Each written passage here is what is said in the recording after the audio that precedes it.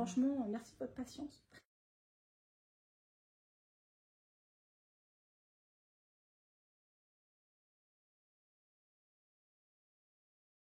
Bien. Moi j'adore parce qu'en fait je suis tellement contente de faire plaisir, tu vois, de dire oh, quand ils vont ouvrir, ça va voir, ils vont être trop excités de voir les trucs et là ils vont pas savoir ce que c'est et tout ça.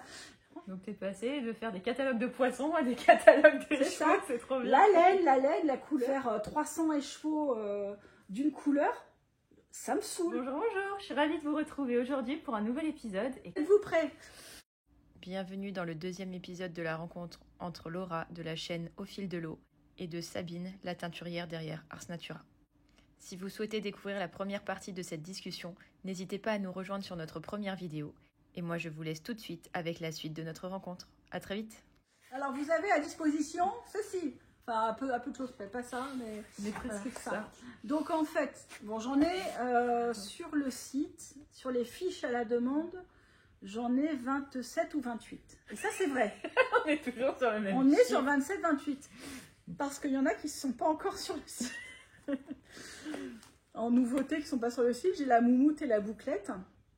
Mais que j'ai lancé trop tard cette année, donc qui ne sont pas des fils de saison. Donc je me demande si je ne vais pas attendre la rentrée de septembre, tu vois, pour les lister. En attendant, en fait, elles sont là. La bouclette, elle devient la mode pour les moutons. Les chaussettes moutons. Ah oui, il y en a qui les font en cerise, il y en a qui les font en bouclette. Ouais, mais bon, bouclette, t'as besoin de 100 gras. Enfin, oui, ça se vend en 100 gras. Et bon, faut faire beaucoup de moutons, quoi. Alors que moi, la cerise, je l'ai en mini aussi. Donc pour les kits chaussettes, c'est pratique. Ça, c'est pratique. Voilà, donc, mais sinon, voilà, donc il y a, regardez, donc voilà, donc là, il y a celles-là qui ne sont pas encore en ligne, il y en a deux qui ne sont plus en ligne, mais que, voilà.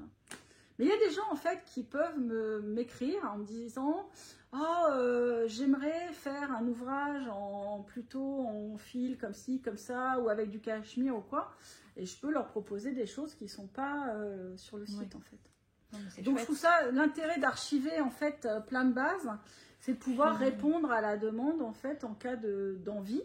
Puis ça donne peut-être aussi un petit plus aussi pour les gens qui peuvent venir sur place ou quand ils te croisent dans un salon, de toucher, de se dire tiens c'est un peu une exclusivité. Puis moi j'aime bien, c'est toujours l'envie de plein de choses, hein, tu sais, hein, je suis un peu comme ça, hein, je crois, entre les couleurs et les bases. Je crois qu'on aura compris que voilà. Donc, tu as à peu près toutes les tailles. Tu me disais de la lace voilà, je fais de la lace BFL 800 mètres au 100 grammes. Finesse comme ça. Voilà, vous voyez, tiens, je te montre un fil. Ouais. Voilà. Un petit fil, si ça se voit. Je prendrai quelques photos Bob Merino Chunky. La comparaison va être sympa. Et comme ça, voilà, 70 mètres au 100 grammes. Donc, on peut pas dire on peut pas tricoter vous pouvez tricoter du 2 au 10.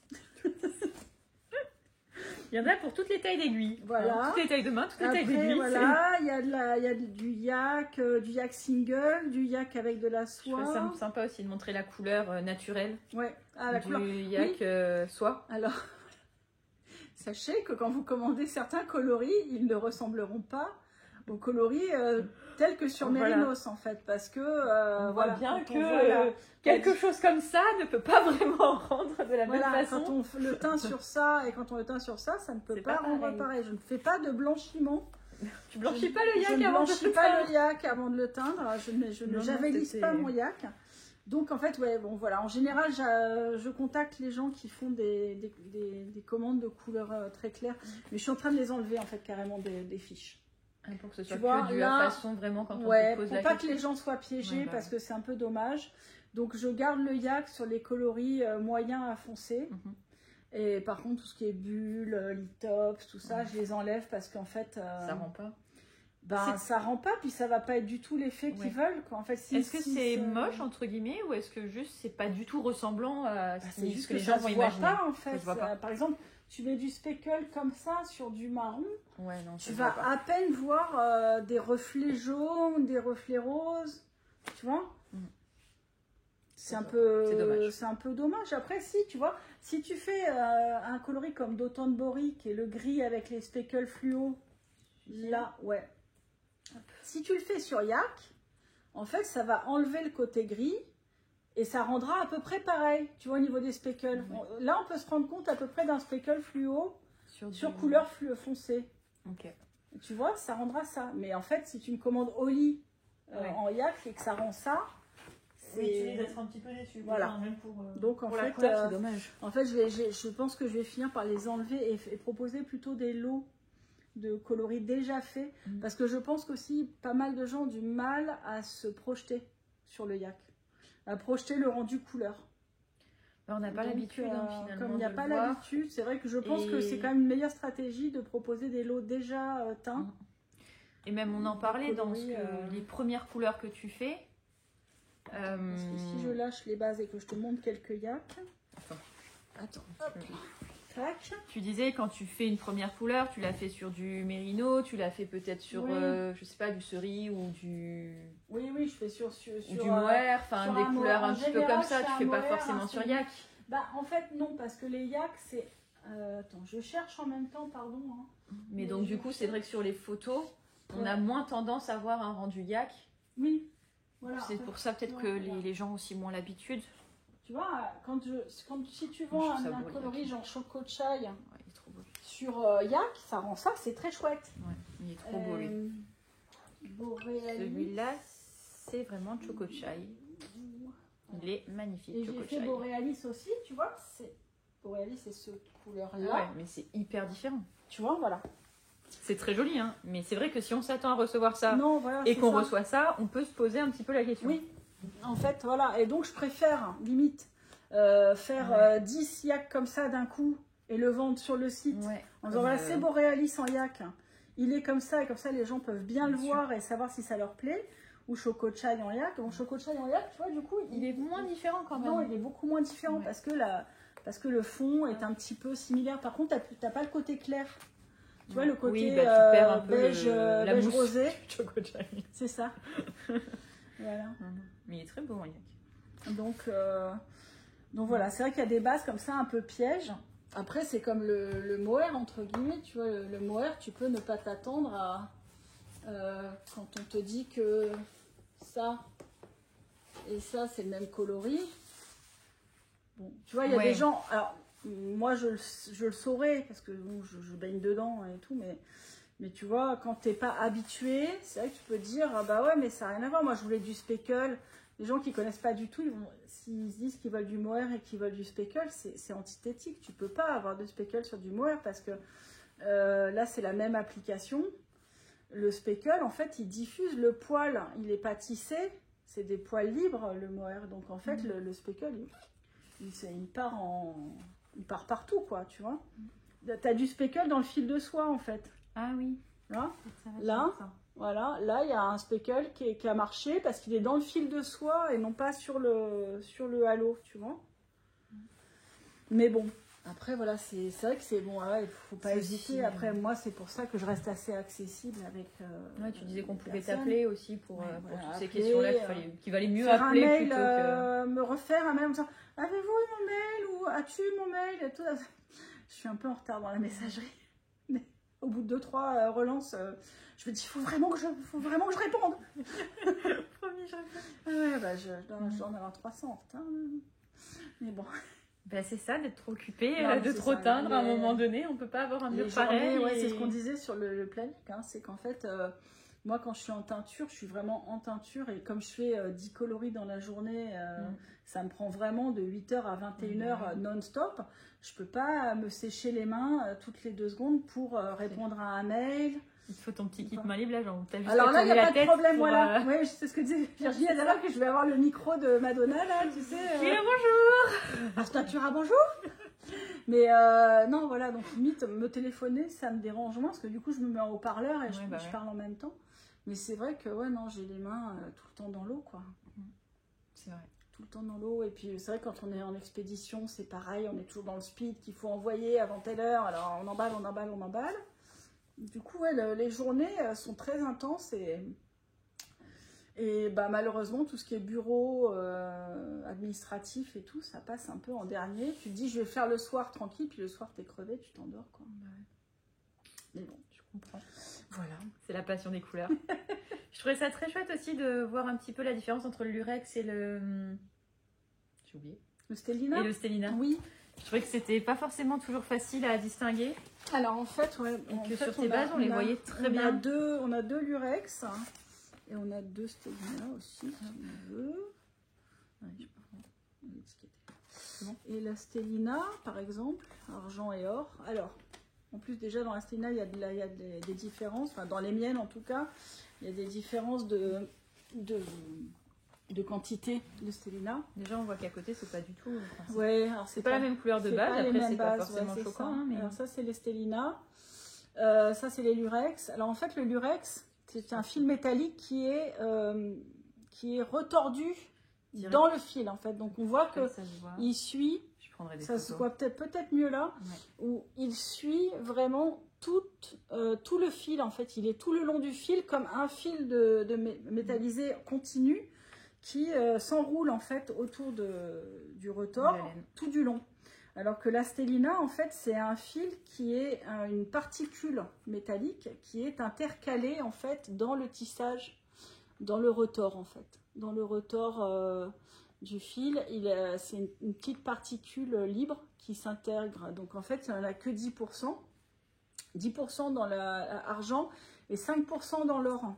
Ah oui, il est encore plus discret. 34% sur le Lurex. Et là, on est sur 34% de Lurex, parce que c'est vraiment... Alors là, il est carrément... Il est ultra Lurex. Il est ultra... Bah, c'est Lurex extrême. Il est d'ailleurs quasiment gris, en fait. Tu le vois par rapport au Lurex de l'autre fournisseur, qui est un Lurex...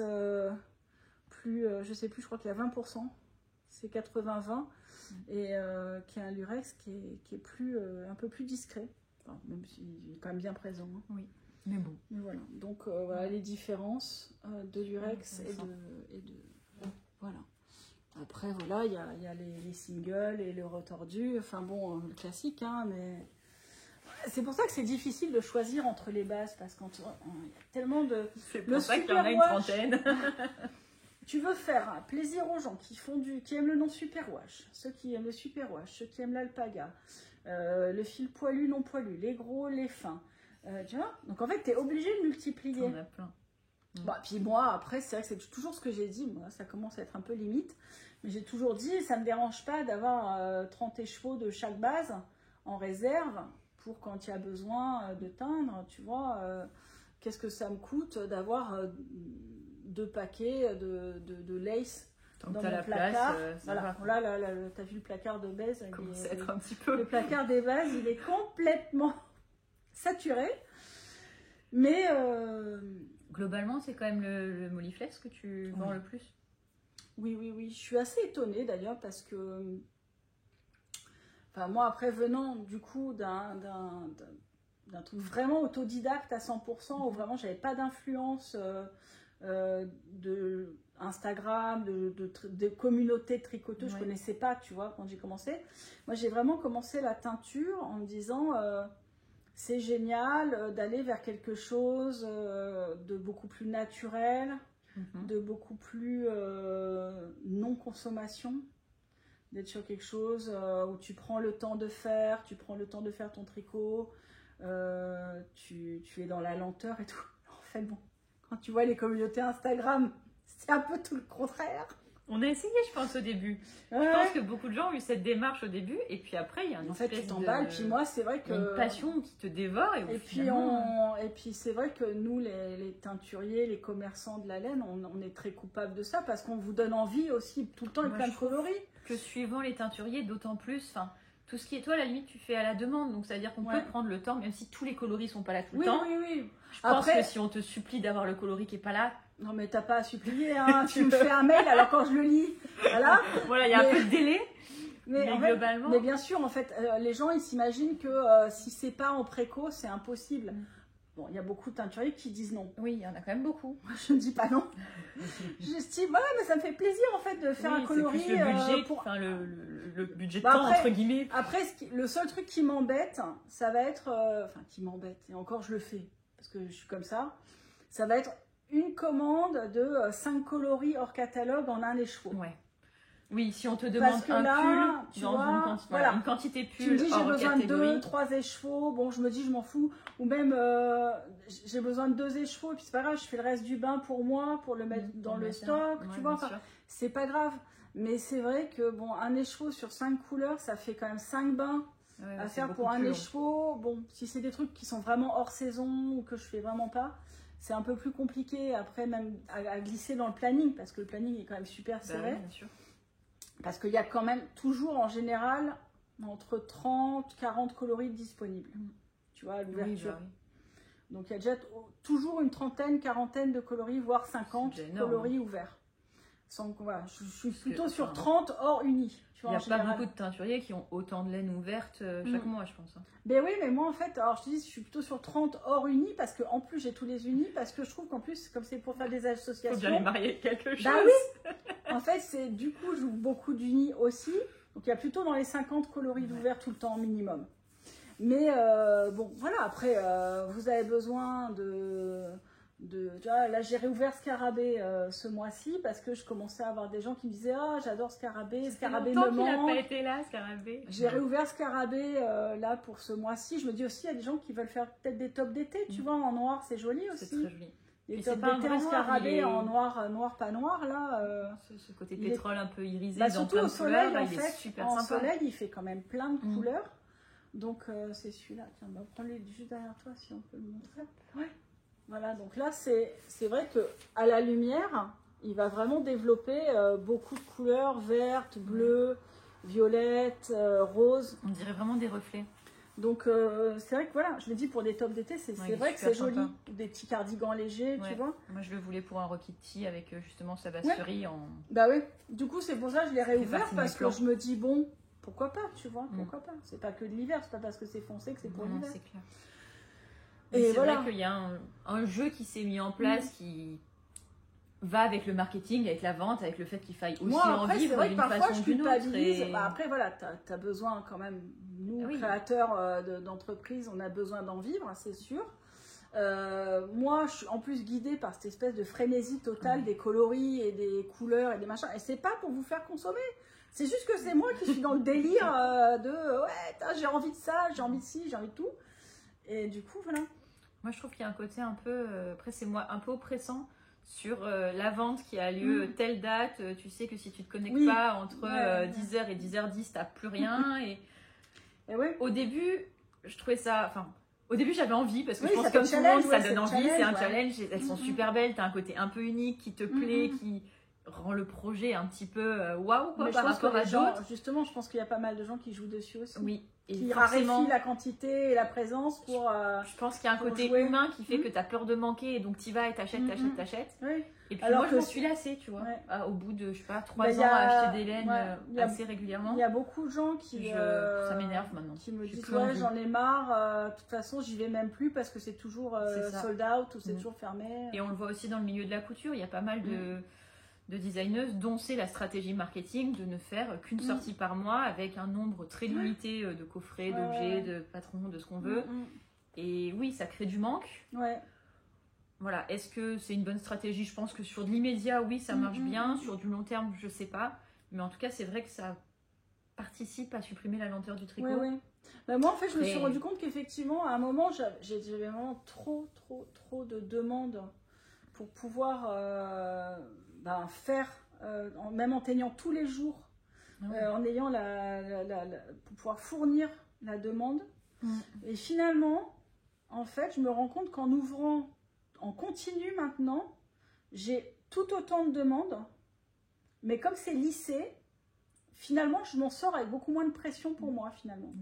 Mais je pense qu'en fait, il y a cette espèce de frénésie qui te force à commander alors que tu n'en as pas besoin à ce moment-là. Et puis, je pense que voilà, après, il faut savoir rassurer les gens et leur dire, voilà, si vous loupez le coloris et que finalement, le mois prochain, j'ai décidé de l'enlever du coloris, du catalogue, qu'il apparaît plus le mois d'après ou quoi, c'est pas grave, il n'est pas perdu. Hein. Mon Excel, il est toujours là. L'Excel est là. Mon cerveau fonctionne encore un peu aussi.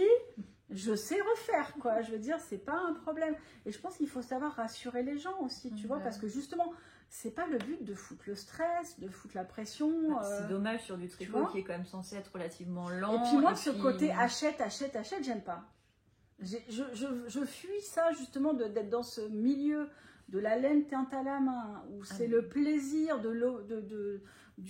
le plaisir tactile, le plaisir visuel et tout, donc cette espèce de contemplation du tricot, tu vois, bah, c'est tout l'opposé de la conso. Bah, c'est un peu ça, mais bon. Donc après, je pense qu'il faut savoir rassurer les gens et leur dire, mais c'est pas grave, attends d'avoir ton projet, tu vois, puis c'est comme les gens qui disent, ah, mais j'adore ce coloris, je te le prends quand même, je dis, mais c'est pas grave si tu n'as pas ton projet, si tu veux attendre, peut-être que là tu m'en prends un, mais après finalement tu dis que tu voulais faire un top ou un t-shirt. Finalement, t'en as pris que 2 et puis tu voudrais faire un pull et puis il t'en manque un du bon bain et là voilà. Mais c'est dommage, tu vois. Et du coup, je préfère que tout le monde en fait y aille à son rythme en fait. C'est plus sympa pour tout le monde. Et puis même moi, le fait d'être pas dans justement cette attente des gens, en fait, fait que toi aussi, tu travailles plus sereinement, en fait. Oui, puis je pense que suivant ta part de créativité, plus tu as le temps de donner de la création, prendre le temps de, je sais pas, de regarder, de t'inspirer de plein de choses.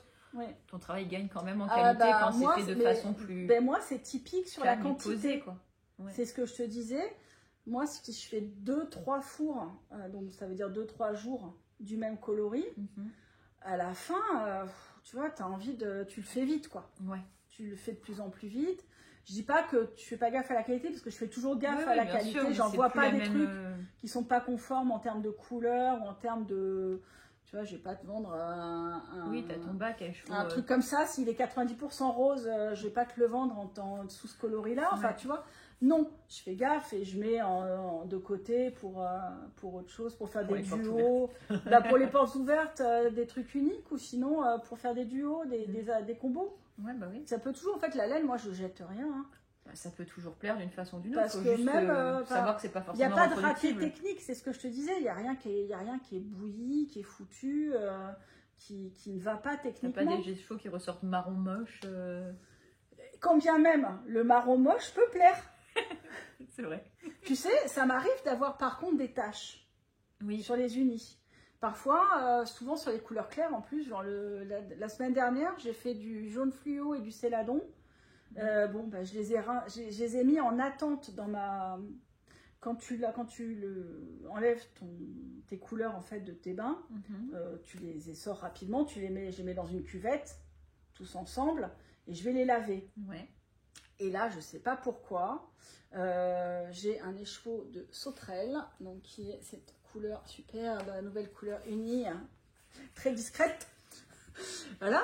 J'allais dire, c'est la couleur la plus discrète en plus pour se démarquer sur d'autres couleurs. Eh ben, je ne sais pas ce qui s'est passé, parce que pourtant, normalement, mes couleurs sont bien bloquées, mais la laine devait être encore un peu chaude quand je l'ai mise côte à côte. Et elle a fait des taches de vert sur le jaune et sur le céladon. Eh ben, c'est pas grave. Oui. Regarde mon céladon, ce qu'il est devenu. Et une nouvelle inspiration. C'est devenu un unique. Je lui ai rajouté un peu de vert, un peu de violet, un peu de machin. Voilà, ça fait un unique, c'est sympa. Ouais, super sympa. Et soit il part en unique pour quelqu'un qui a envie avec un châle, qui va le marier avec une autre couleur, ou faire un combo avec un truc... un coloris proche, soit il va partir, moi je vais en proposer en combo, le proposer en combo, dire ah tiens bah, ça irait super bien avec, je sais pas, tu vois, tu proposes un truc comme ça, ou à côté d'un inféa, tu vois, voilà quoi, tu vois, regarde un truc comme ça en duo, ça peut faire sympa. Un petit châle sympa. Ouais, voilà, donc totalement. En fait, je vais pas jeter de la laine qui est tout à fait bien, qui a juste eu une tache, et donc du coup je l'ai recombinée. En fait, je vais pas te la vendre avec la tache, mais oui, non, c'est un autre... Tu peux rebaigner, en fait, c'est ça l'intérêt de la laine, c'est qu'en fait, enfin le superwash en tout cas, c'est un peu plus délicat sur mon superwash parce que le non superwash c'est quand même beaucoup plus délicat à la chaleur, donc faut pas trop s'amuser à rebaigner, machin. Mais le superwash est quand même très tolérant, donc tu peux le remettre en bain avec autre chose. Okay. Et le surteindre. Voilà, ça correspond à ce que tu disais sur ton nouveau projet. Oui, le projet de teinture. Dessus, bah non, j'en ai pas refait, mais je peux montrer mon sample. Bah, d'ailleurs, j'en ai un à faire, là, une cliente qui m'a envoyé. Voilà, ce genre de truc, tu vois, quand tu reteins un peu par-dessus. Tu as fait une tâche là, et ben voilà, moi j'ai fait ça. Vous savez, la tâche qui ne part jamais, voilà. Et ben voilà, en fait, il y a une petite tâche s'est convertie en... C'est de la laine, en fait, tu peux reteindre dessus, donc c'est vrai que c'est ça l'intérêt, quoi. C'est que c'est une matière... qui est malléable, qui est vivante, voilà, et qui perd pas de qualité surtout, quoi, parce que c'est vrai que là, tu vois, il a 2 bains, touche-le. Il est Ah oui, complètement, il est pas exactement pareil qu'un classique. Il est tout aussi doux, il n'a rien perdu. Voilà. Donc en fait, c'est l'avantage. Et voilà, et moi, rien ne se perd. Tu nous as beaucoup parlé là d'unis, de choses comme ça. Est-ce que tu peux nous dire un petit peu les différences entre les unis, les speckles? Suivant les gens, on n'a pas forcément toujours les mêmes terminologies, ça ne veut pas toujours dire la même chose. Toi, tu parles pas forcément de couleur solide? Alors, non, je suis unie parce qu'en fait, moi-même, j'ai toujours un peu de mal à faire la frontière entre le solide et le semi-solide. Tu vois, ça pour moi, c'est du solide. Et ça serait plus du semi-solide. Mais encore faut-il le voir. Est-ce que suivant les bases aussi, quelque chose qui est solide sur une base peut être semi-solide sur l'autre? Bah oui, parce qu'en fait... selon la diffusion. Selon la diffusion, ouais. Puis après, il y a des bases qui prennent tellement vite le pigment.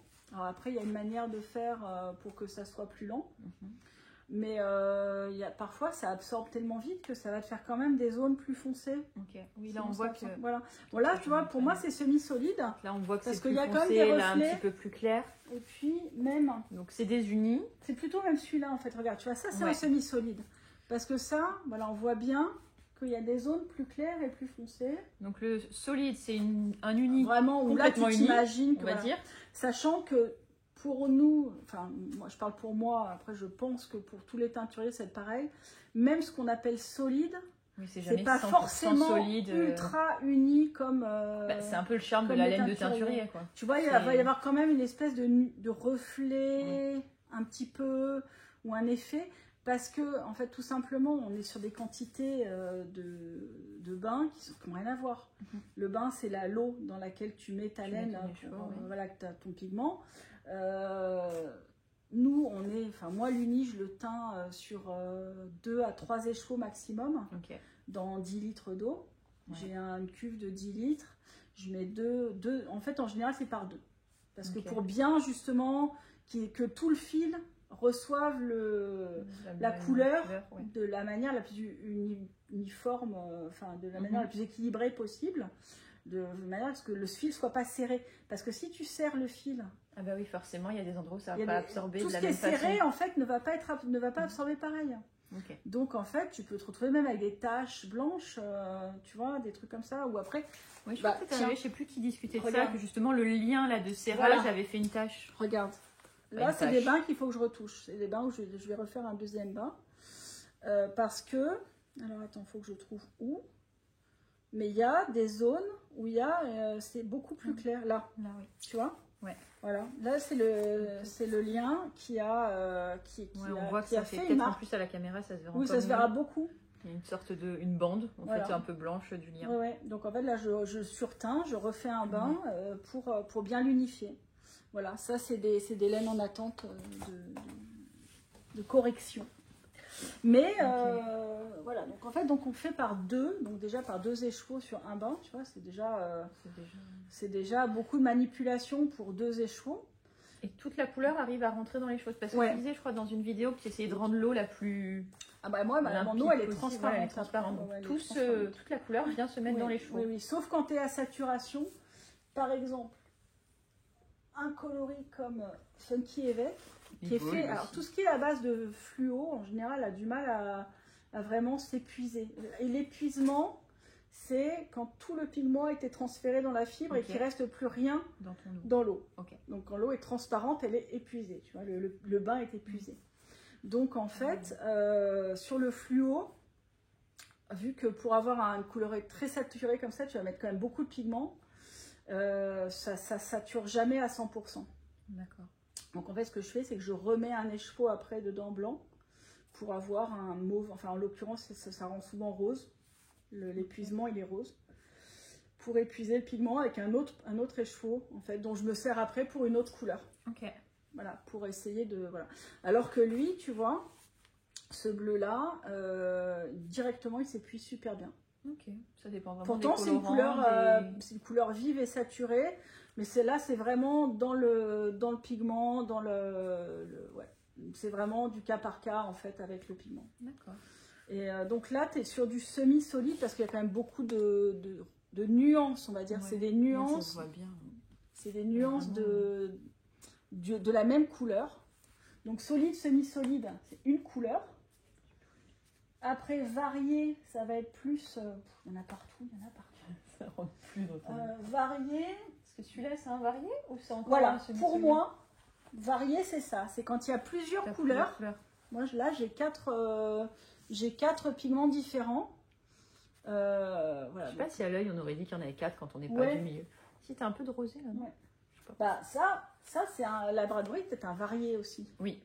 Okay. Tu vois, c'est un varié parce qu'il y a plein de couleurs, mais qui sont travaillées en aplat sur des zones un peu différentes. Donc c'est bon, ça, les fils ils se distribuent parfois un peu bizarrement. Voilà, c'est bon, je passe pas mal. Donc là, voilà, ça c'est un varié. Ok. Après, t'as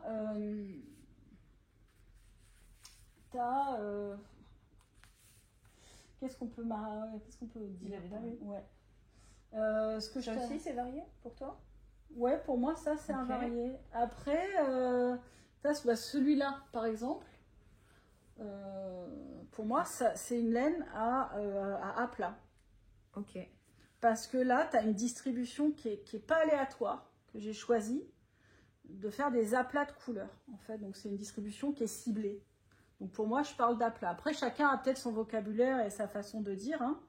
Mais là, on est sur de l'aplat de couleurs. Là, vraiment, alors, c'est un varié, mais c'est un varié avec une distribution qui n'est pas aléatoire, qui est très maîtrisée, qui est très codifiée, quoi. Elle est codifiée, quoi. Parce qu'il faut que certaines couleurs n'aillent pas à côté d'autres. Je crois que j'arriverai jamais. Faut pas mettre la main entière, hein, sinon tu n'y arrives pas. Ce sera la minute astuce de Sabine après. Ça, tu fais avec les pouces. Je fais avec les pouces. Bon, je suis devenue très nulle à ça depuis que j'ai ma machine. C'est vrai que...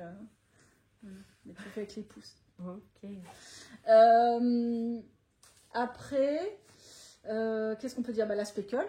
Ouais. Donc la speckle, pour moi... Celui-là, ça se voit bien. Ouais, voilà. Alors ça, c'est pas du speckle. Enfin, il y a du speckle, il y a les deux. Il y a les deux. Les zones noires... Le noir, c'est de l'aplat? C'est ce que j'appelle des touches. Ah, des touches. Alors, on voit que c'est des touches. Je ne vais pas le défaire, mais là, ça se voit peut-être bien. Ouais, il y a des touches. C'est-à-dire que c'est vraiment des petites zones, mais très, très, très choisies, tu vois. Ok. Où tu fais celui-là, coille, je sais pas, il y a plein de coloris qui sont en touches. Moi, je fais beaucoup de touches. Ouais, là, il y en a un petit peu. Voilà. Ça, c'est du speckle cabavé.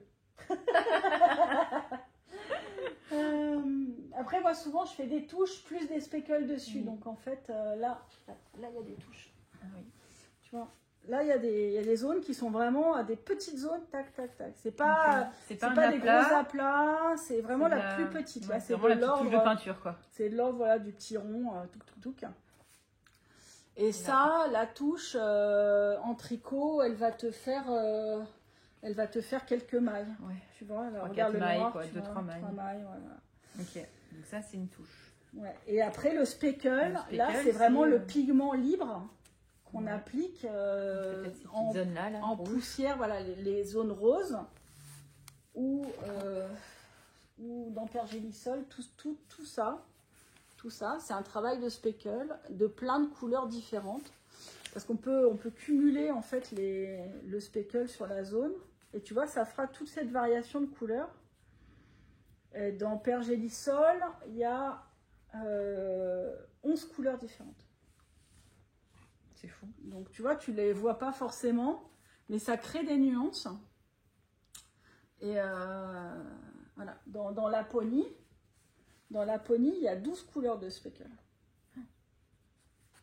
Ouais. C'est fou parce qu'il a l'air plus discret que celui-ci. Et ouais, mais en fait, parce qu'il y a beaucoup de bleus proches. Il est très beau là. Mais tu vois, regarde là, ce bleu-là n'est pas le même que celui-là, ni celui-là. Il y en a qui se mélangent. Ouais. Puis là, c'est tellement fin que tu n'as même pas une maille entière. Quoi. Non, c'est vraiment une petite touche. Alors là, ouais, c'est la petite touche. Et là, c'est vrai que parfois, tu te dis, ah chouette, je vais avoir une maille de cette couleur-là. Et puis en fait, pouf, elle est partie de l'autre côté, comme tu le disais. Et zut, j'aimais bien cette couleur. Comment je la remets devant? Tu tords le fil, c'est ça, tu fais une maille torse. C'est ça. Ça ne verra pas une maille torse au milieu de tout un pull. Non mais... Faut en faire de temps en temps. Du coup, ça te fait un truc un peu aléatoire. Là. Ouais, c'est clair. C'est joli. Voilà. Ok. Donc après, c'est mon vocabulaire. Hein, Ouais, il n'y a pas de c'est hyper dictionnaire intéressant, parce que comme j'ai appris toute seule, Ouais, t'as des traductions peut-être. bah, moi, c'est ce que je note dans mon ouais. truc, hein, dans mon Excel. Le fameux. Touche, speckle, il y a j'ai plusieurs trucs. Et il y avait un truc qui m'avait intriguée la première fois que je suis venue chez toi, c'est que tu fais sécher tes écheveaux au soleil dehors. Ouais. Moi, on m'avait toujours dit les vêtements, surtout attention, on les fait pas sécher au soleil parce que ça se décolore. Oui, mais dans ce cas, tu portes tes pulls quoi, dans la nuit? Bah, du coup, ça ne risque rien avec Tu portes tes pulls la nuit? Non, bah non, je sais pas, les vêtements, tu les portes en journée. Oui, mais c'est vrai que j'ai des robes noires qui ont décoloré Ah oui, à certaines zones, ouais. Vraiment sur la corde à linge, tu sais, quand je les laissais trop Ouais, longtemps si en plein tu les soleil. laisses une semaine. Peut-être que quand j'étais Peut-être étudiante, toute la j'oubliais un journée. petit peu. Après, le coton, ça Le coton, déteint beaucoup plus que la laine. Moi, j'ai jamais eu de problème. J'ai même le mur, on va dire qu'il est quand même à l'air libre. Oui. Ça pourrait être. Bon, c'est pas au Oui, soleil, je mais. préconise pas de tout ranger, de tout. Parce qu'on nous disait Bah aussi, non. je sais en couture, on nous disait Après, les tu placards, vois, faut les fermer.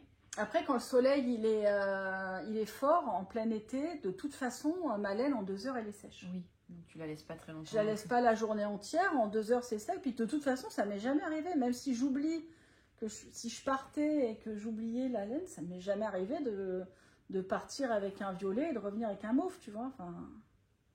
Tant mieux. Ou alors c'est que c'est tellement varié que je m'en rends pas compte.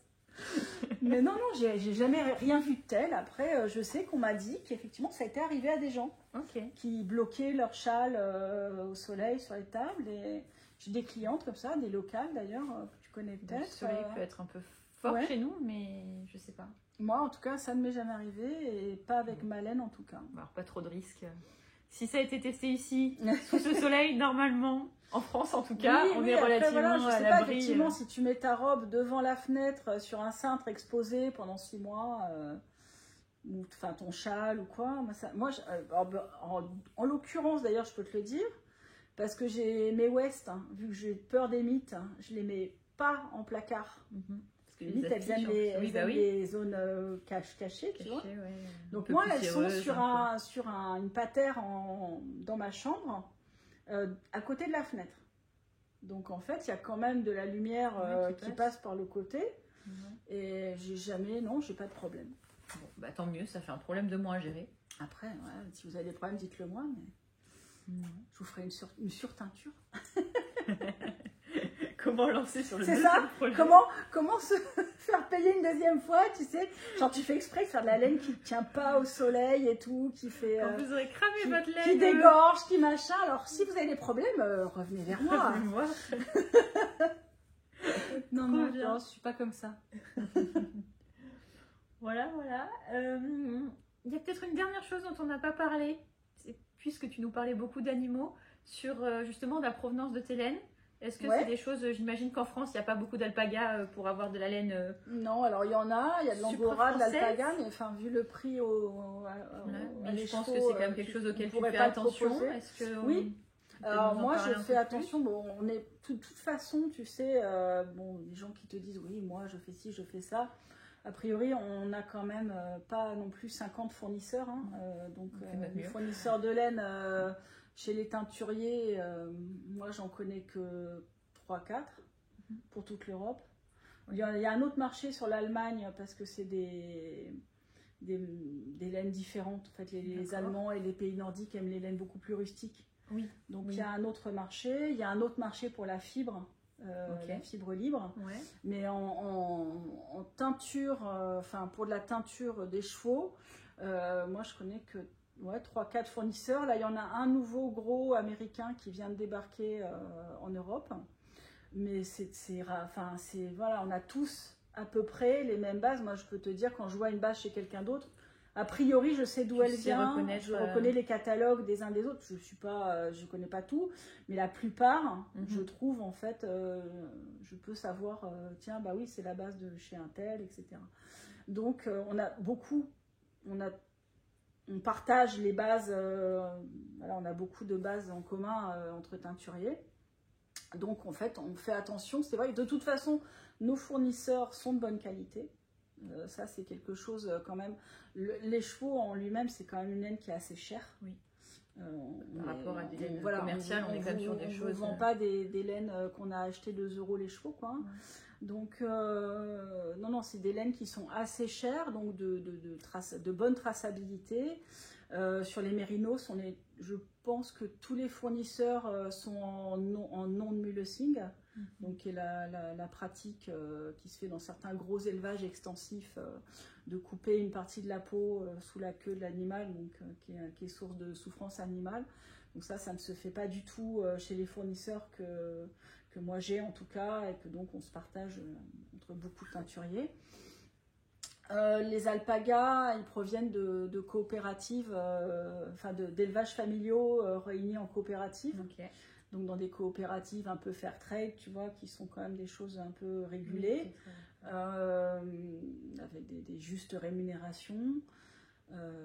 Voilà, je pense que oui, je pense qu'il y a une... Mais c'est les fournisseurs en fait en eux-mêmes. Nous, on n'a pas trop le choix en fait. On a tel fournisseur qui propose tel fil, tel fil, tel fil.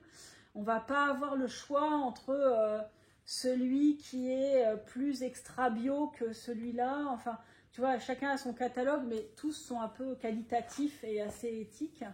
Et donc ouais, non, je fais assez confiance à mes fournisseurs en fait. On n'a pas trop à s'inquiéter pour la qualité de la laine, c'est en tout cas. Après, si nous on se fait entre guillemets bananer sur les discours commerciaux des uns et des autres, c'est que on ne sait pas en fait. Moi, je ne suis pas allée effectivement voir l'élevage en question. Pas forcément super facile d'aller vérifier son élevage. Et après, oui, acheter de la laine française, ça serait génial. Sauf que le mouton doux français n'existe pas vraiment. Le plus doux, c'est le Mérinos d'Arles, qui est quand même à au moins 21 microns, qui est au-dessus des standards que moi, mes clientes aiment. C'était déjà au-dessus de la BFL à peu près. C'est à peu près. Moi, ma BFL, elle fait 21 microns. Pour donner une idée. Donc c'est la même, qui est moins douce que mon Mérino qualité extra fine, c'est du 18,5. Donc voilà, donc ça peut paraître très peu de 21 à 18,5, mais tu vois que ça fait une sacrée différence quand même. On le sent quand même, ouais. Donc voilà, il y a des BFL à 25 microns. On n'a pas, voilà, en France malheureusement, les éleveurs ont choisi plutôt la filière viande que la filière laine, et du coup ils n'ont pas fait tout ce qui est la sélection des individus pour monter vers quelque chose de plus qualitatif en termes de micronage de poils.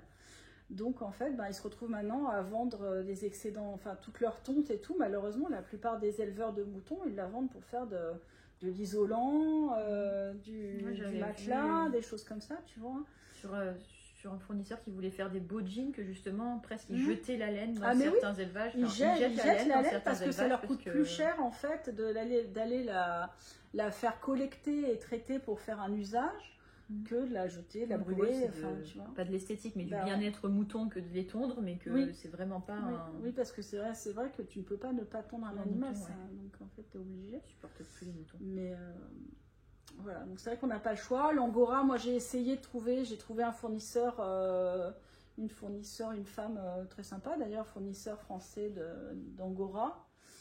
Le prix de les chevaux, tu peux pas. Après, il faut vraiment monter dans des gammes.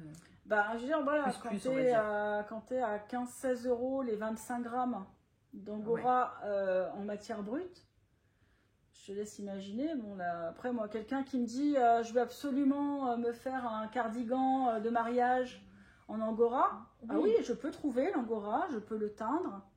Après, il y aura le coût, quoi. C'est-à-dire que, en fait, pas du tout dans les mêmes prix. Après, on a des fibres d'exception, mais il faut juste trouver le public. Après, moi j'ai un yak et soie bébé yak. Celui qui est super doux. Je te l'ai fait toucher, le bébé yak, 50% bébé yak, 50% soie. Bon, voilà, quelque chose, en prix de vente, on est sur un prix de 25-30 € les 50 grammes. Donc en fait, c'est possible, mais c'est pas pour tous nos projets, c'est vraiment très particulier. Donc en fait, après, c'est vrai qu'on hésite à les proposer parce qu'on se dit, bon, on va pas. Et puis bon, moi, c'est vrai que j'ai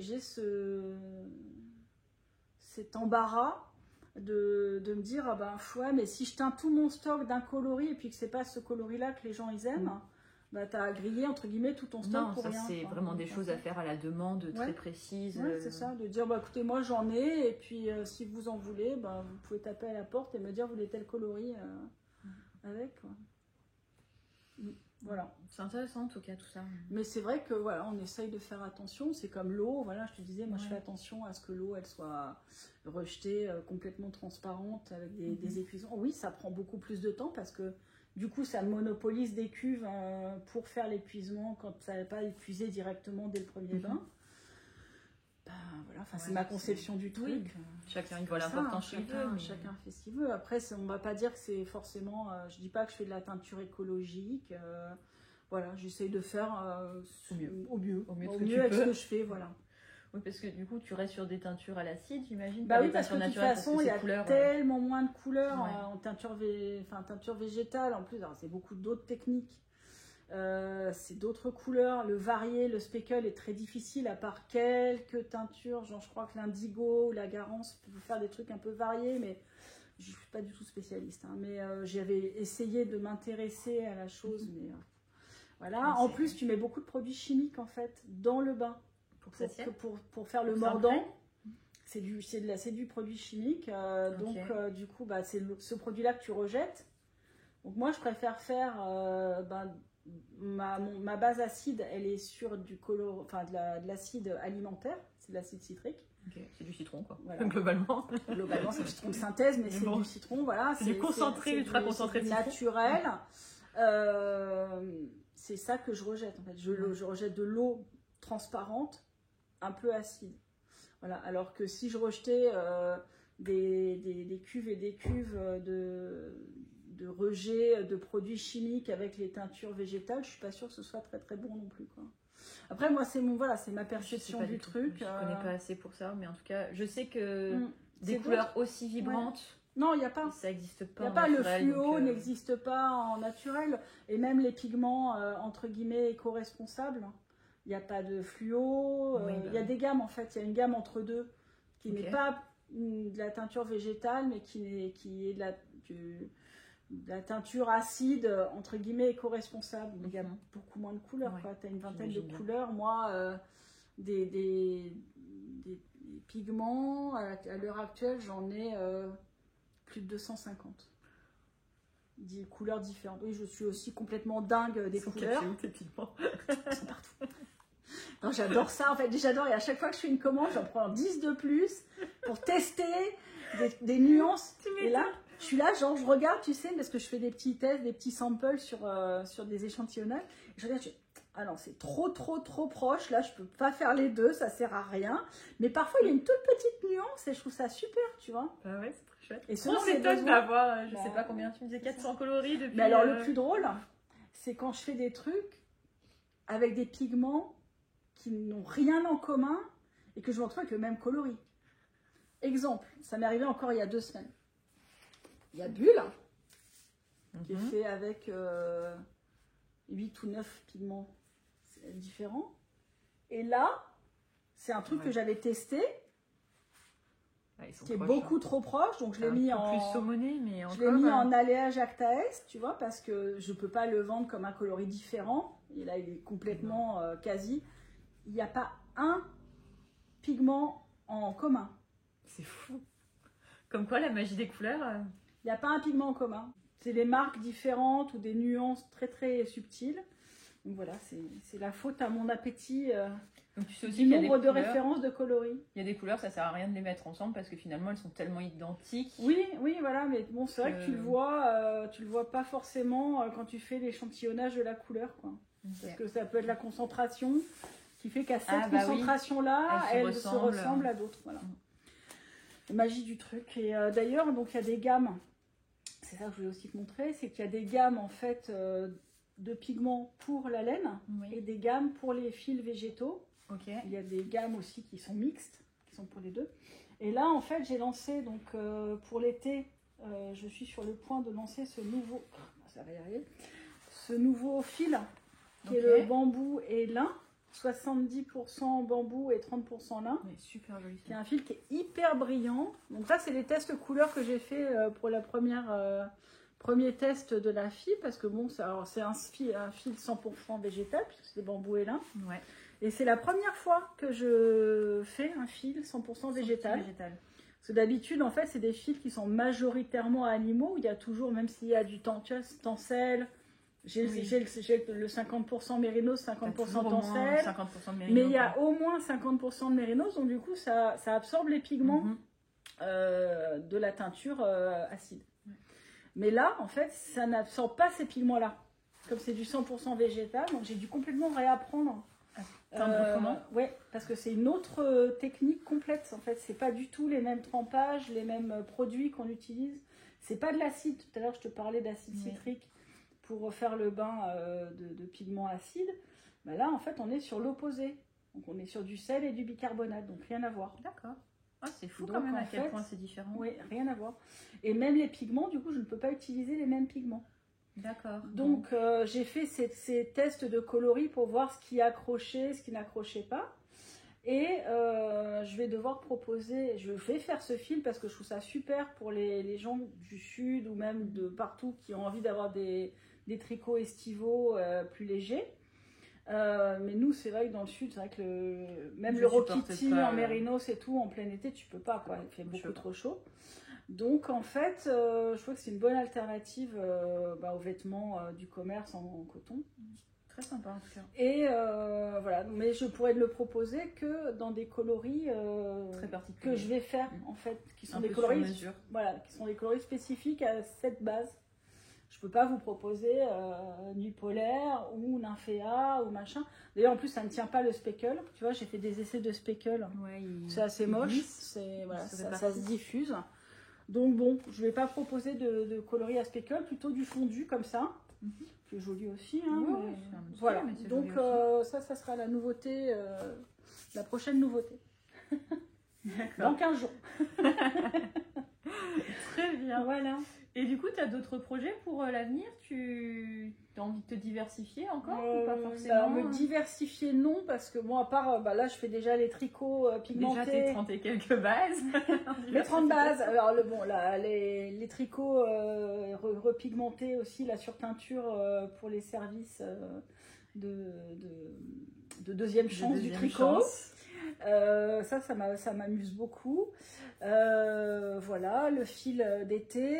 Et puis, non, j'ai pas trop d'idées de diversification. On va dire maintenant, est-ce que je suis dans une voie de la... je suis dans une phase, en fait, où il faut que je choisisse entre rester artisan à mon compte, simple artisan, entre guillemets, à faire ma teinture, enfin être multicasquette, à tout faire moi-même, etc. Ou à devenir un peu chef d'entreprise, à prendre un ou plusieurs salariés et du coup devenir plutôt le côté manager, le côté ressources humaines, le côté répartition des tâches. Ça peut être j'ai quand même 50 ans, donc ça peut être aussi une alternative en se disant bon, je pourrais peut-être pas être 15 heures par jour debout, atteindre comme une furieuse dans les marmites pendant encore 25 ans. mais pourquoi pas, je sais pas. Moi, ce qui me plaît, c'est vrai que c'est le côté artisan, le côté tout faire, le côté emballer les commandes, mettre de l'attention à tout le monde, penser aux clientes, faire la teinture, tout ça. C'est très satisfaisant de faire un truc de A à Z, en fait. Mais en même temps, le développement commercial est important, faire de l'exportation internationale, etc. Ça donne envie aussi, quoi. C'est autre chose. C'est une autre voie. C'est ça, et en fait, moi après, c'est le côté école de commerce, un peu truc, tu sais, genre... moins artisanal finalement, un peu plus... Un truc start-up, appel d'offres, machin, là, débloquer des fonds, faire des prêts pour... on va te retrouver bientôt à la télé. Un gros entrepôt, qui veut être mon associé. J'ai besoin d'un appel de fonds, c'est ça, j'ai besoin de 3 millions, si vous voulez bien, à votre bon cœur, monsieur, dame. Si vous voulez voir... Je vous paye en écheveau. Si vous voulez voir des boutiques Ars Natura aux 4 coins de la France et voir de l'Europe, à Shanghai, la boutique Ars Natura New York, Paris, Shanghai. Voilà, on est sur un développement. Je ne sais pas. Mais en fait, c'est vrai que l'un et l'autre a des attraits. Maintenant, je ne sais pas s'il faut rester petit et faire tout et au moins n'avoir pas de fil à la patte le management. C'est quand même, tu as la responsabilité d'autres gens, etc. ou ben, se développer, penser que tu as un gros potentiel entre les mains. Et voilà, moi je sais que ma comptable me dit ah, mais il y a un tel potentiel, vous devriez penser à agrandir, salarier, faire agrandir la cible, tout ça. Mais c'est un autre métier, je pense. C'est un autre métier. Clairement. Donc je ne sais pas. Je suis chaque jour, les semaines où je suis crevée, je me dis oui, ça serait tellement bien d'être juste dans un bureau à faire la com et juste penser juste aux nouveaux coloris de temps en temps. Voilà. Et puis Et quelqu'un qui voudrait se lancer aujourd'hui, tu lui conseillerais quoi? Je sais pas, à 17-18 ans, qui est passionné de tricot, qui... Ne le faites pas, on est déjà trop.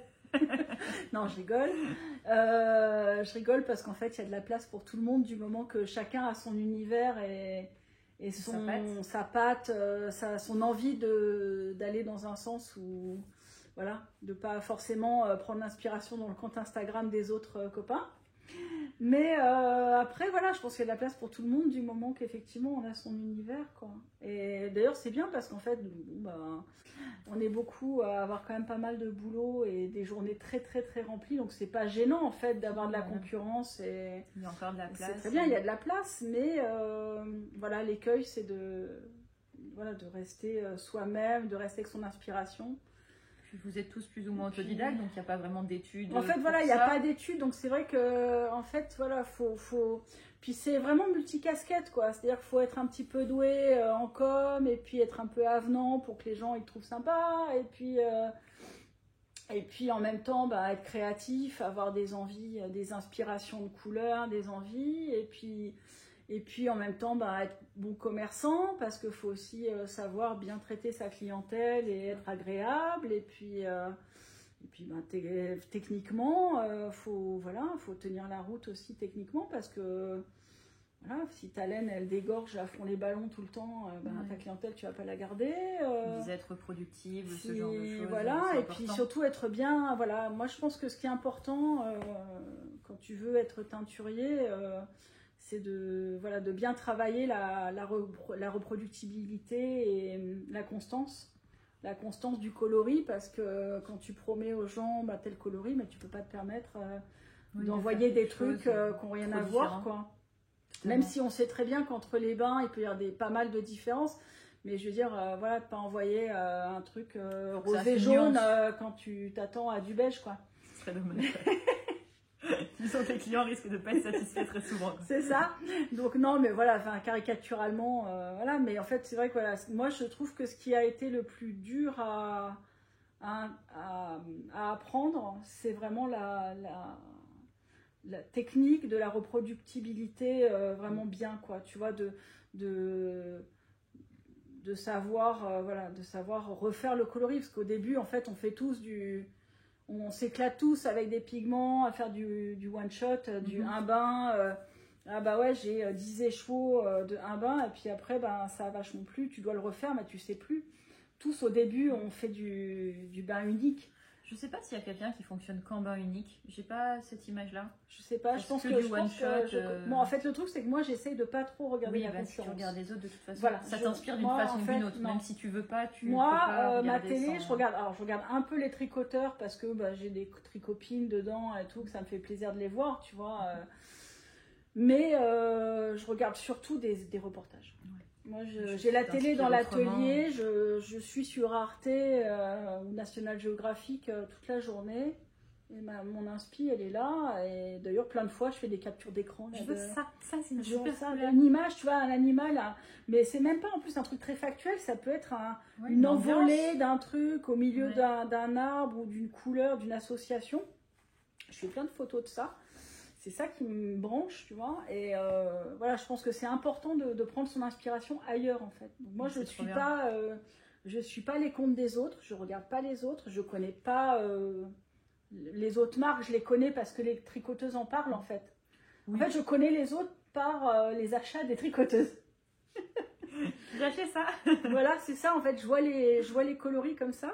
Mais c'est pas, voilà, ça m'intéresse pas. J'essaie vraiment de pas focaliser parce qu'en fait, quand tu regardes chez les autres, même si tu penses ne pas avoir pompé une couleur ou quoi, S'il y a une couleur qui t'a plu, une association d'une couleur qui t'a plu, ça restera dans un coin de tête et inconsciemment tu vas le ressortir.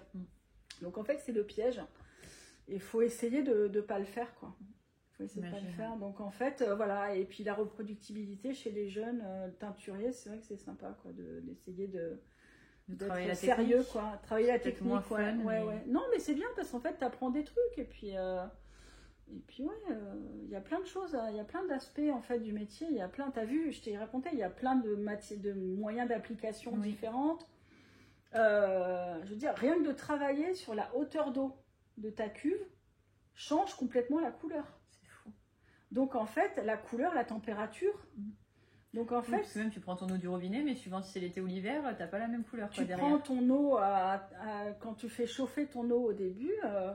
Si tu mets un pigment sur une eau froide ou sur un 50 degrés ou sur un 80 degrés, ça n'a pas du tout le même rendu. C'est vraiment une chimie hyper Donc pointue. Donc c'est vraiment très pointu.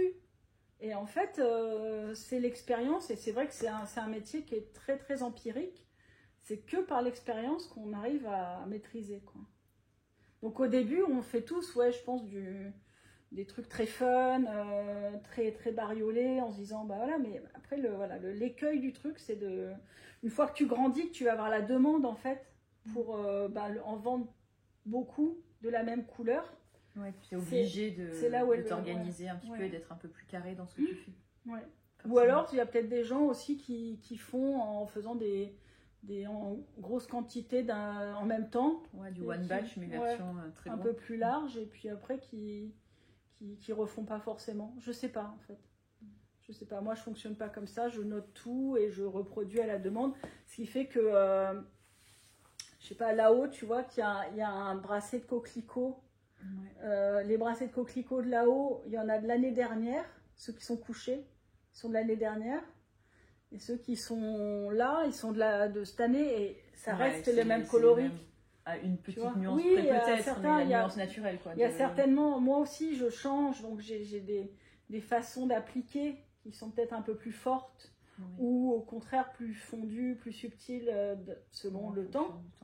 Mais en général, voilà, il faut que ça reste stable, parce que voilà, quelqu'un qui t'a commandé bracelet de coquelicot l'année dernière ou il y a 2 ans et qui voudrait refaire un truc, pas finir un tricot, parce que là forcément ça serait super chiant. Mais là, faut le retarder un petit peu. Ouais, j'ai ma copine qui a flashé sur mon cardigan, je vais lui en faire un aussi. Si elle rachète le coloris, elle s'attend à ce que ça ressemble plus ou moins. Ça ressemblera d'une façon ou d'une autre. Donc c'est vrai que c'est sympa de pouvoir proposer. C'est comme ça que tu fidélises les clients, en fait. Parce que si tu proposes toujours des choses différentes, je sais pas si ça fidélise vraiment les gens, quoi.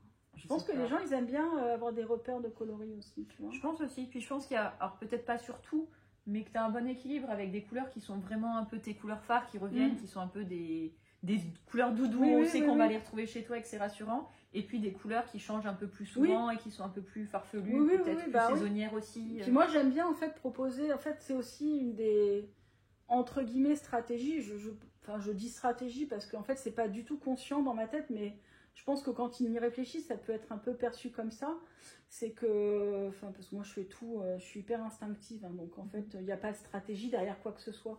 Mais quand je dis stratégie, c'est de se dire que quand je propose 5, 6, 8 coloris dans le mois, en fait, bon déjà il y a ceux que moi je trouve plus réussis que d'autres.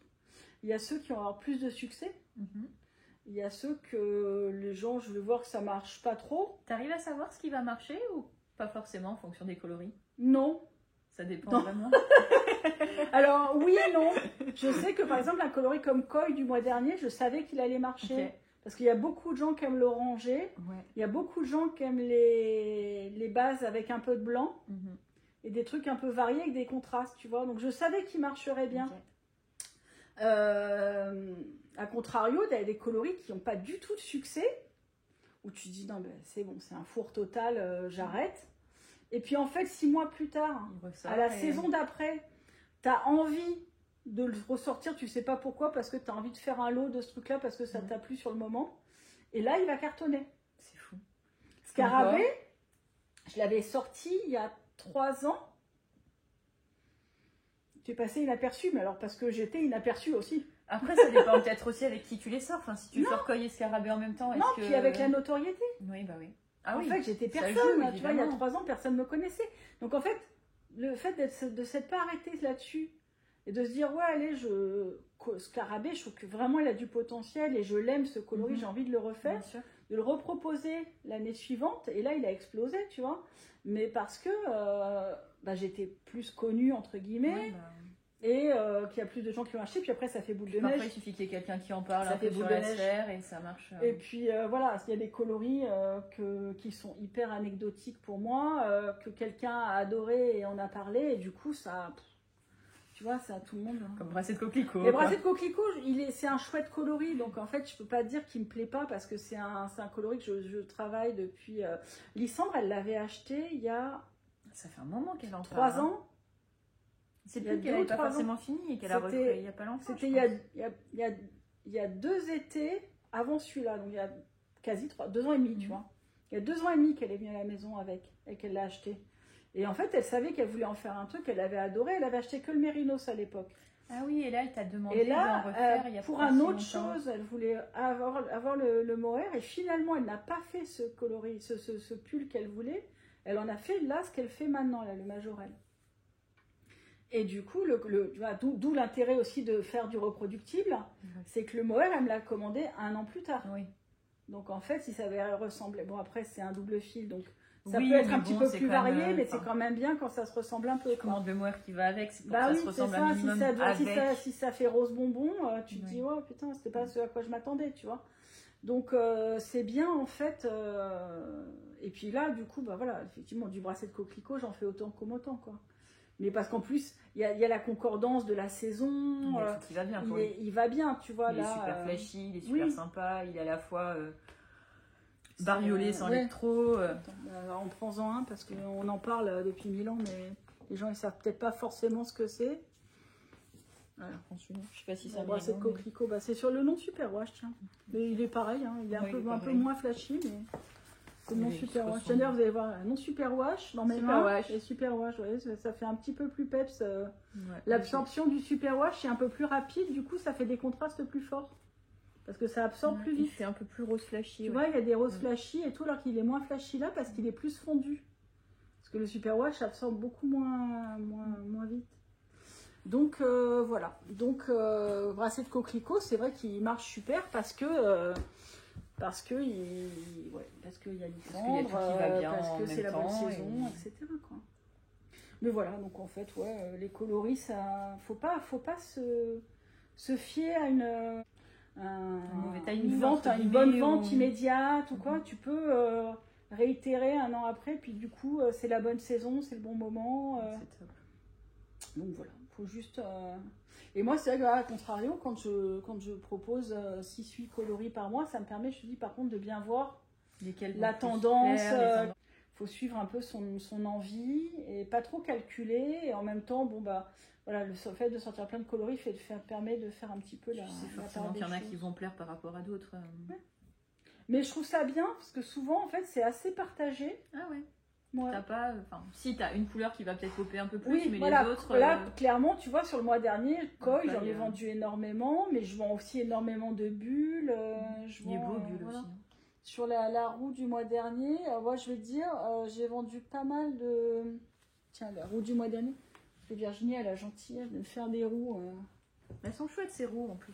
Des roues de moi. Là, tu vois, là, il y a bracelet de coquelicot qui cartonne, là, Koi cartonne, Citrine, pas du tout. Après le jaune, c'est Citrine, il y a pas beaucoup de clientèle de jaune déjà. Ouais. Et puis un poil tard par rapport au mois de l'endométriose. Je l'avais sorti en février. Ouais, juste dans les temps pour ça. Mais c'est jaune. C'est jaune. Je pense qu'en fait, on est trop tôt dans la saison. Parce que ça, c'est des couleurs très été, tu sais, pastel d'été. Oui. Cattleya marche très bien, Pitaya marche très bien, Katane a très bien marché, mais c'est un poil foncé pour la saison. Il est plutôt tonal, Katane. Donc voilà, mais je trouve que par contre sur une peau bronzée, il doit être super beau, tu vois. Et après voilà, sur les couleurs froides, pareil. Serpent de Jade marche beaucoup. Je pense que je vais le mettre au catalogue. Alors tu vois, Serpent de Jade, qui est ce coloris-là. Il est beau. Hein. Celui-ci. En fait, Serpent de Jade, c'était le coloris de la box de février, là, de Nouvel An chinois. Et c'est vrai que moi, il m'a beaucoup plu. Il est là, on dit chaud. Il m'a beaucoup plu à faire. Je l'adore, tu vois, avec tous ces speckles et tous les tons qu'il a, les tons différents de vert. Ce vert un peu sauge, un peu jade, tout ça, je trouve ça très chouette. Et j'en avais pas dans la nuance. Il te manquait un peu de vert. Voilà, il manquait du vert bleuté comme ça. Ouais. Et donc, comme il manque du vert bleuté et qu'il marche bien et tout, je pense que je vais le mettre au catalogue. Là, tu vois, c'est un exemple d'une mise au catalogue, alors que c'était pas forcément prévu, que ça devait rester qu'une box. Mais je sens qu'il plaît bien. Est trop chouette, lui. Et je pense qu'il répond vraiment à une place dans le nuancier qui est sympa. Ça permet de tester un peu le nuancier, tu vois, aussi. Oui, puis là, il y a un beau nuancier. Mais tu vois, c'est comme ça aussi que je trouve l'envie des coloris du mois. C'est quand je regarde le mur et que je me dis, là, il y a un trou. Mais c'est vrai. Oui, bah oui. Tu vois, là, là en haut, il y a les corails et tout ça, mais il n'y a pas de orange. Non, c'est vrai. Il n'y a pas de vrai orange vif, donc du coup, j'ai fait un orange vif. Bon, pour l'instant, j'ai fait un uni. Mais tu vois, je vais voir pour le mois prochain, peut-être à faire un varié en orange, parce que je trouve que je manque de vrai orange. Qui tourne pas au corail. Qui tourne pas au corail. Ouais, voilà, c'est ça. Donc voilà, quoi. On trouve des idées, quoi. Moi, j'ai déjà des idées pour mai. Ça va, c'est que le cerveau, il marche encore. Ça va. Tant que t'en sors 4, 5, 6 par saison, c'est qu'en général, t'as encore de l'inspiration. Ça va. Après, on fera 2, on se dira. Après, on pourrait se dire, putain, elle fait tout le temps la même chose, entre son bulle, son machin, le nymphéa, il ressemble. Bon, après, il y a toujours de la nuance. Hein. Il y en a qui se ressembleront forcément, c'est pas possible. Puis après, je me dis, les gens, ils peuvent aimer, rien que pour compléter un combo, un fade, tu vois. Pour faire un fade, c'est pas mal. Pour faire un fade, ça peut être sympa de proposer différentes déclinaisons. Parce que comme ça, au lieu des trucs très différents, d'avoir des trucs vraiment subtilement différents, ça permet de faire des fades. Ça, peut-être, on se rend pas compte justement que c'est possible de faire des fades, tellement il y a de couleurs dans le catalogue. Ouais. Mais tu vois, justement, le nouveau, plus bulle, là, enfin le nouveau, celui qui est en mini lot du coup. Est-ce qu'il est mon bulle? Il est là. Il est là, et avec le nouveau opale, là. Opale aussi, on pourrait se dire, il ressemble vachement. Tu vois, mais je rajouterais ou même la nymphéa, tu vois, voilà. Un truc comme ça. Ouais, ou en speckle, tu vois. Hop. Voilà, opale et bulle, ils sont quand même différents. Ouais. Donc c'est pour ça que j'ai sorti opale, parce que je trouvais chouette en déclinaison de coloris. Ou même avec Trinidad, tu vois. Ou avec... tu vois. Ouais, il y a un fade très sympa à faire là-dessus. En fait, on peut faire des fades. Plus tu as de coloris, en fait, plus tu peux... Et tu finiras forcément par retourner sur des choses qui vont plus ou moins se ressembler. Plus tu peux faire, voilà. C'est pour ça que moi, je peux le faire après pour vous, quand vous demandez. Les super conseils de Sabine. C'est ça. Si vous avez une idée de couleur, mais que vous ne savez pas quoi faire, un petit message. Non, on a dit le téléphone. Message d'abord. Si j'ai pas répondu, n'hésitez pas à téléphoner. Et comme ça, je vous concocte un petit combo parfait en fonction du projet. Les couleurs sous les yeux, c'est quand même plus facile. Non, parce qu'après, ça m'arrive aussi de faire des fades sur demande. Bon, après, j'en fais plus tellement parce que c'est beaucoup de travail pour un écheveau à chaque fois. Mais quand on me dit, oui, je cherche à faire un fade, j'aime beaucoup cette couleur-là, cette couleur-là, je peux mettre je peux faire la couleur entre. Un petit peu entre les deux. Tu vois, la couleur entre et tout. Ouais, ça, moi, j'aime bien. J'adore rentrer dans le projet des gens. Les aider à faire le truc. Bah ouais, c'est... Mais c'est vraiment chouette. Puis au moins, c'est unique. Quoi. Mais le côté sur mesure, j'aime beaucoup. Voilà, il faudrait avoir 3 jours en un. Les journées de 50 heures, c'est pas mal. Ça serait pas mal. Bon, pendant une journée de 50 heures, je vais peut-être te laisser là, parce que ça fait un bon moment qu'on en discute. Je sais même pas combien de temps ça va faire. Il y aura peut-être 2, 3, 4 épisodes, je ne sais pas, on va voir ce que ça donne. La semaine, mardi. La semaine Sabine. La semaine Sabine. Bah écoute, toi qui disais que tu n'avais pas le temps de tourner parfois. C'est ça. Tu pourras mettre des bouts d'interview quand tu as la flemme de tourner. Moi, je vous propose Sabine, 4e partie là. Restez pour la 5e partie. C'est ça. Bon, où est-ce qu'on peut te retrouver Prochainement. Prochainement. Alors moi, tu sais, je fais pas beaucoup de festivals ni de salons parce que bon, on est loin de tout d'une part. Et je suis occupée déjà d'autre part. Et bon, les grands salons, j'ai du mal à...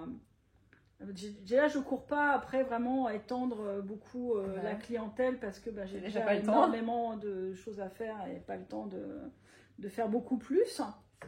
Et puis bon, le fait d'être beaucoup avec tout ce monde, de pas avoir le temps de parler avec les gens, qu'il y ait beaucoup de gens, ça me plaît pas forcément. Tu vois, j'aime bien les petits salons un peu multi-fils et tout. Mais bon, ceci dit, je fais quand même Woolstock 14-16 juin à Siey-sur-Léman, qui est à côté de Thonon.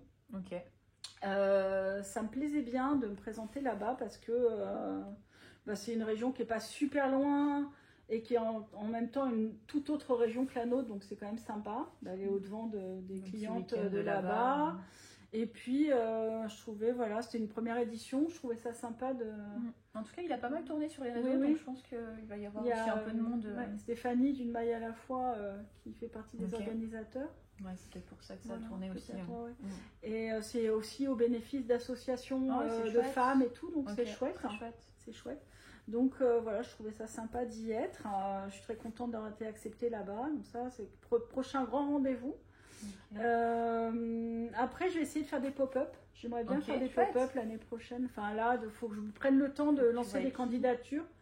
Moi, j'aimerais bien aller un peu partout. J'ai des clientes partout qui me réclament, qui me disent mais pourquoi vous venez pas me voir et tout. Parce que c'est loin. En Bretagne, dans le Nord, en Alsace, dans le centre, en Belgique. Donc j'aimerais bien faire plusieurs pop-up. Faudrait que je me mette une liste de merceries cibles. Il y en a quelques-unes qui en organisent qui régulièrement. En font. Il y a Anna de l'ANAE qui m'avait proposé. Donc pareil, ça faut. Oui, puis Grenoble, c'est pas si loin.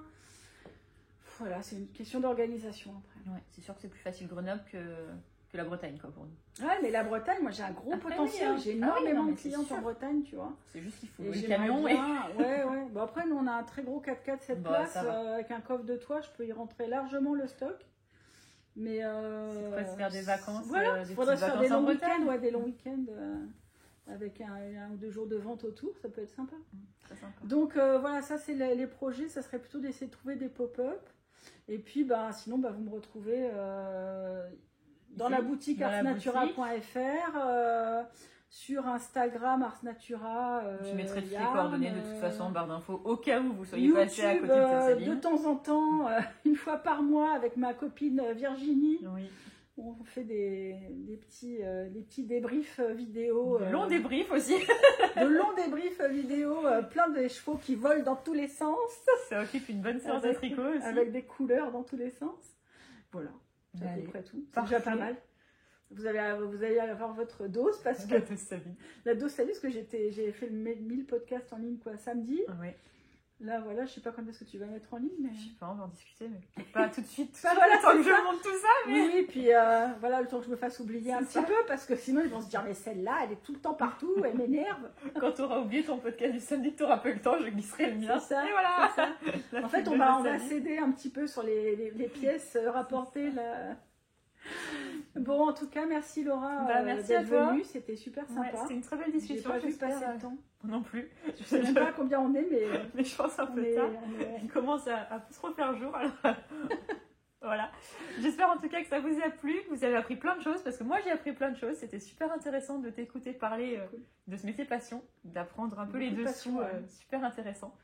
Donc merci beaucoup. Mais puis je reviendrai de toute façon. Oui, encore plein de chevaux à tester. Alors, on est appelé à se revoir, de toute façon il n'y a pas de problème. Merci à tous, merci de votre patience, de votre longue écoute. C'est arrivé jusque-là. C'est ça. Mais puis, à bientôt. N'hésitez pas à poser des questions. Oui, on vous répondra l'une ou l'autre en commentaire, évidemment. Allez. À bientôt. À bientôt. Bye. Bye bye. Franchement, merci de votre patience.